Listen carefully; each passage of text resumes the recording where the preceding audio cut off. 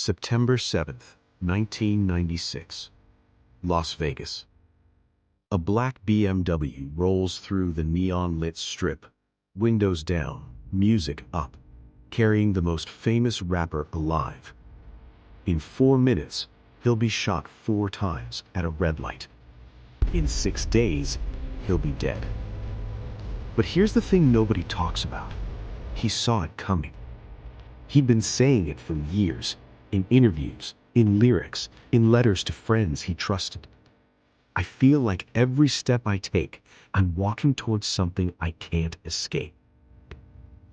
He was 25 years old, and he had already lived 12 lifetimes.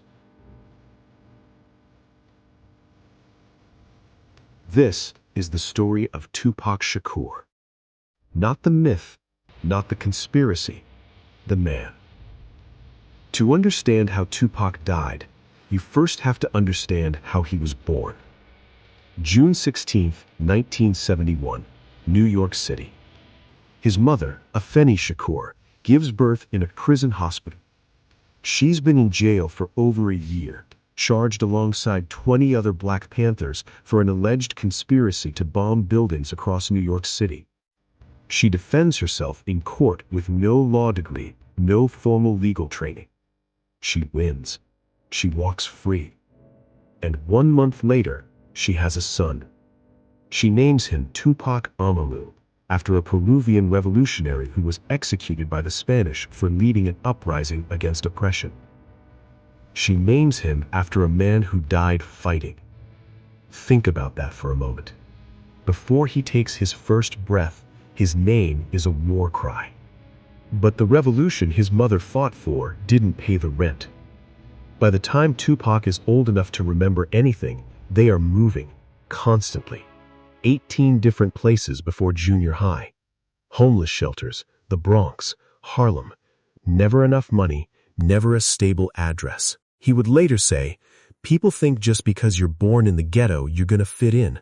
A little twist in your life and you don't fit in no matter what." He admitted to feeling like, "My life could be destroyed at any moment."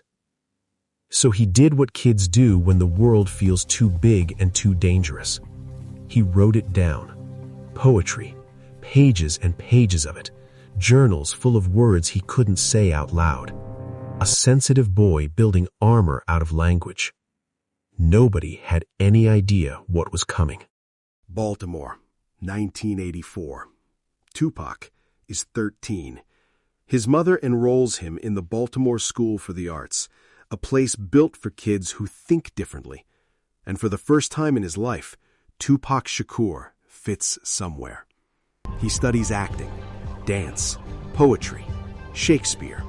He performs in A Raisin in the Sun. He remembers thinking, "This is the best shit in the world." He writes his first rap here, performs it in a classroom. His classmates go silent, then erupt. One of those classmates is a girl named Jada Pinkett. She will become one of his closest friends for the rest of his life. He is brilliant here. Teachers notice, peers notice. The kid who grew up sleeping in shelters and moving every few months is, for the first time, somewhere he belongs. And then, his mother's addiction gets worse. They move again. California this time, Marin City, a housing project with no name recognition and no art school waiting on the other side. Tupac never graduates. He never goes back to Baltimore. Years later, his former teachers would say he was one of the most gifted students they'd ever seen. He just never got the ending that matched the beginning. California, late 1980s. Tupac has nothing. No money, no label, no connections. He's sleeping on a friend's couch most nights, showing up at open mics and writing lyrics on the margins of whatever paper he can find. But the words are something else entirely. He gets a break, a small one, a spot with a rap collective called Digital Underground as a roadie, then a backup dancer. Then someone hears him freestyle backstage, and everything changes. One of the producers who worked with him early remembers saying, "This guy was on a mission from day one. Maybe he knew he wasn't going to be around 7 years later." 1991, debut album. 1992, movie role in Juice. 1993, another film. By 1994, he is everywhere. Music, movies, magazine covers. But fame in America has a particular way of treating young black men who speak too loudly about things people don't want to hear. The lawsuits start, then the arrests. Then, November 30th, 1994, Tupac is shot 5 times in the lobby of a recording studio in New York City. He is robbed. He is left bleeding on the floor of an elevator. He survives. He gets up, checks himself out of the hospital the next day against doctor's orders, and goes to court, wearing a bulletproof vest, to hear the verdict in an unrelated case. Because Tupac Shakur did not stop for anything. Not even bullets. 1995. Tupac is in prison, convicted on a sexual assault charge, a case he maintained until his death he didn't commit. While he sits in his cell, his album, Me Against the World, debuts at #1 on the Billboard charts, the most famous rapper in America, in prison at the peak of his career. And then, a man comes to visit, Suge Knight, head of Death Row Records, the most powerful and feared label boss in music. The offer is simple. Sign with Death Row, Suge will post the $1.3 million bail, walk out of prison, or stay in the cell and watch your career die from behind bars. Tupac signs. He is released in October 1995 from a maximum security facility in New York, and within months he releases All Eyes on Me, a double album, 27 tracks. It debuts at #1. It sells 5 million copies in its first year. He is at the absolute top of the world. But everyone around him can feel something underneath it all. An urgency, a restlessness, like a man who knows the clock is running and keeps looking over his shoulder. He records music obsessively, sometimes 3-4 songs a day, as if he's trying to get everything out before time runs out. September 7th, 1996, Las Vegas. Mike Tyson is fighting Bruce Seldon at the MGM Grand. The entire hip-hop world has descended on Vegas for the night. Tupac watches the fight ringside with Suge Knight. Tyson wins in the first round. In the lobby afterward, someone points out a young man named Orlando Anderson, a Crips gang member. Word is he'd been involved in stealing a death row pendant months earlier. What happens next takes less than a minute. Tupac and his crew confront Anderson. A fight breaks out, punches thrown. Anderson is beaten on the casino floor while cameras watch from every angle. It is over in seconds.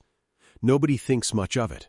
They move on, get in the cars, head toward Club 662, a venue Suge owns, for the after-party. The convoy rolls down Flamingo Road, windows down, Vegas light flooding in. At a red light, a white Cadillac pulls up alongside the BMW. He, Suge, Tupac hanging out the window, one of the men in the Cadillac would later tell police. All the girls was going crazy on the corner.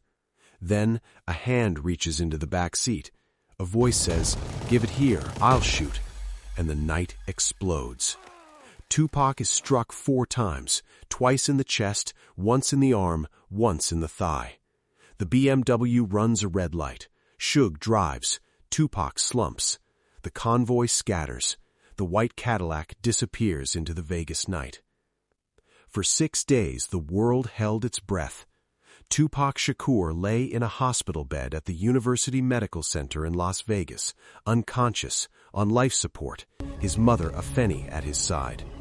The woman who was pregnant in prison when she carried him. The woman he wrote Dear Mama for. The woman he promised he would pay back, not with money, but with understanding. She sat by his bed for 6 days. On September 13th, 1996, at 4:03 in the afternoon, Tupac Amaru Shakur died. He was 25 years old. Afeni had him cremated the next day. The murder went unsolved for 27 years. Witnesses refused to talk. Evidence disappeared. The investigation stalled within months. A city that sees everything saw nothing. It wasn't until September 2023, nearly 3 decades later, that the first and only arrest was made. A man named Dwayne Davis, the self-proclaimed shot caller, the man who handed over the gun. He goes by Keffi D. He had been talking about it publicly for years, in interviews, in a memoir, on podcasts, hiding in plain sight, while Afeni Shakur waited 20 years for justice and never got it. She died in 2016, 4 years before anyone was even arrested. Tupac Shakur sold over 75 million records. He wrote over 200 poems before he was 20 years old. He was the son of a woman who defended herself in court, pregnant, and won. He grew up in 18 houses, and 0 of them were homes.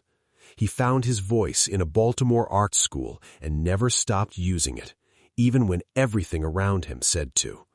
He saw the end coming. He kept going anyway. The rose that grew from concrete. That's what he called himself. And somehow, impossibly, that's exactly what he was. And before you go, I just want to say something honestly. You didn't have to be here.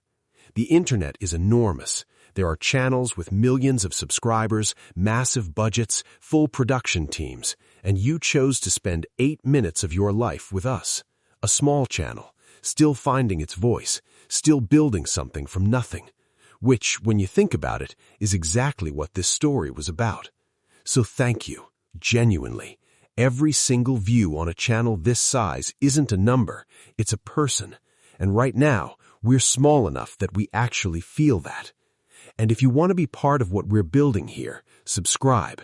It's one tap, and for a channel like ours, every single one of those taps is a big deal. We'll see you in the next story.